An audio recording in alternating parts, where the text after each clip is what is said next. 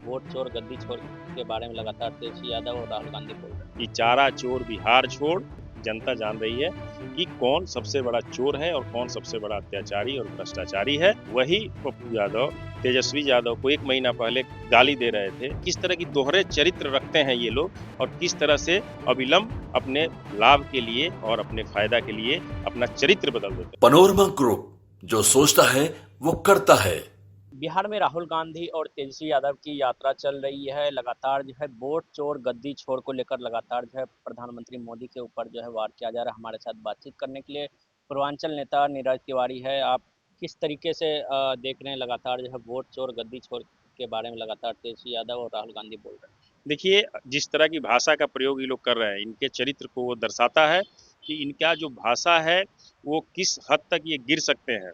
लेकिन मैं आपको बता दूं कि अगर ये भाषा बोल रहे हैं वोट चोर की बात, तो अगर बिहार की जनता ये बोलने लगे कि चारा चोर बिहार छोड़ और यूपी की जनता ये बोलने लगे कि टोंटी छोड़ यूपी छोड़, तो इन लोगों पर क्या दशा गुजरेगी। तो अपने गिरेबान में पहले झांक लें कि किस तरह की परिस्थितियों से ये गुजरे हैं सत्ता में रहते हुए, और सत्ता में रहते हुए कितना बड़ा भ्रष्टाचार करके इन लोगों ने व्यक्तिगत जीवन और व्यक्तिगत पारिवारिक संपत्ति और पद को बढ़ाने में काम किया है। इसलिए जनता जान रही है कि कौन सबसे बड़ा चोर है और कौन सबसे बड़ा अत्याचारी और भ्रष्टाचारी है।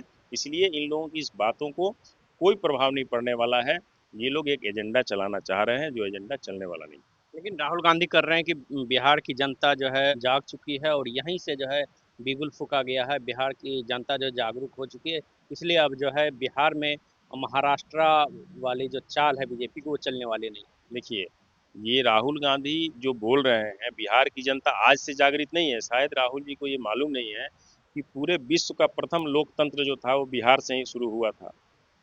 तो बिहार की जनता आज से नहीं जगी है, बिहार की जनता शुरू से जगी हुई है। और इसीलिए उनकी पार्टी को बिहार की जनता और नौजवान किसानों ने इस यहाँ तक पहुँचा दिया है, क्योंकि इन लोगों की मंशा जो है वो बिहार विरोधी है, बिहारियों के विरोधी है। और बिहारियों के लिए ये लोग काम नहीं करना चाहते हैं, सिर्फ वोट लेके सत्ता में आना चाहते हैं और नहीं चाहते हैं कि बिहार एक विकसित राज्य बने और बिहार में शिक्षा, सुरक्षा और स्वास्थ्य की सेवाएं जो हों वो सर्वोपरि हों। इस ये चाहते हैं कि पुनः बिहार में जंगल राज कायम हो और पुनः हत्या, अपहरण और बलात्कार के राज के रूप में जाना जाए।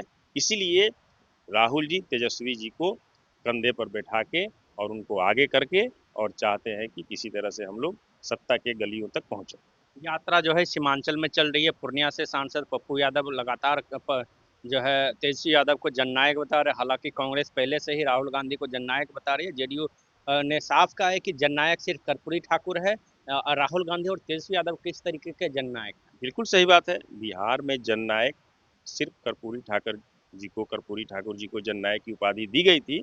लेकिन मैं आपको बताता हूँ कि जिस आदमी की आप बात कर रहे हैं कि वो तेजस्वी जी को, वही व्यक्ति, वही पप्पू यादव तेजस्वी यादव को 1 महीना पहले गाली दे रहे थे और पारिवारिक लोगों पर आरोप लगा के गाली दे रहे थे और बोल रहे थे कि ये अगर सत्ता में आए तो मुझे भागना पड़ेगा, यहाँ हत्या और बलात्कार और जंगल राज आ जाएगा। वही आदमी आज उनको महिमा मंडित कर रहा है कि जननायक हैं। तो आप समझ जाइए कि किस तरह की दोहरे चरित्र रखते हैं ये लोग और किस तरह से अविलंब अपने लाभ के लिए और अपने फायदा के लिए अपना चरित्र बदल देते हैं। कितना फायदा होने वाला है जिस प्रकार से राहुल गांधी तेजस्वी यादव यात्रा कर रहे हैं? कितना नुकसान जो है होने वाला है भाजपा का? और कितना लग नहीं रहा है कि जो है काफी आगे बढ़ गया राहुल गांधी की यात्रा जिस तरीके से एसआईआर को लेकर बिहार में चल रहा है? देखिए, कोई यात्रा उनका नहीं बढ़ा। ये सारा भीड़ जो है वो भाड़े की भीड़ है और सारे भीड़ बुलाया जा रहा है, मीडिया मैनेजमेंट किया जा रहा है।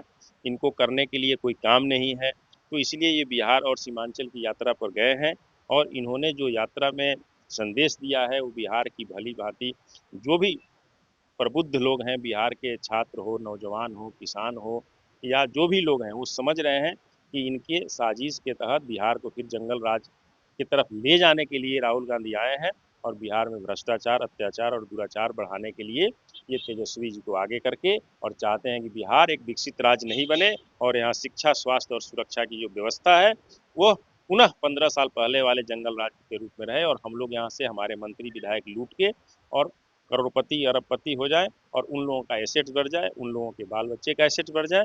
इस मंशा को बिहार की जनता जानती है और बिहार की जनता पूरी तरह से करारा जवाब देगी इस बार राहुल गांधी जी को और तेजस्वी जी को कि हमें अब जंगल राज नहीं चाहिए, हमें भ्रष्टाचार नहीं चाहिए, हमें अत्याचार नहीं चाहिए और हमें अपराध नहीं चाहिए। लगातार जो है आप जो है पूर्वांचल का मुद्दा उठाते रहे हैं। जिस प्रकार से वोटिंग होनी है, क्या पूर्वांचल के लोग वोट करने जाएंगे, हिस्सेदारी लेंगे बिहार विधानसभा चुनाव में, दिल्ली दिल्ली के बाहर?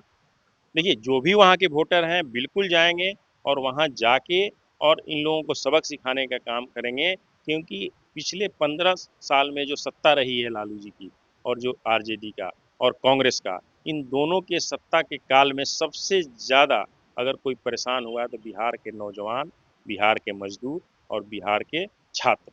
इन लोगों ने इतनी मजबूरी झेला है जिस मजबूरी को झेलने के लिए तैयार नहीं है, और उसी चीज़ को भारतीय जनता पार्टी और एनडीए गठबंधन सरकार ट्रैक पर ला रही है और धीरे धीरे हम लोग ट्रैक पर ला के बिहार को एक विकसित राज्य बनाएंगे, जहां हर व्यक्ति शिक्षित होगा, हर व्यक्ति स्वस्थ होगा, हर व्यक्ति सुरक्षित होगा और इन लोगों के जंगल राज से हमेशा हमेशा के लिए कांग्रेस और राजद की जो जंगल राज चलती थी उससे मुक्ति दिलाएंगे हम लोग।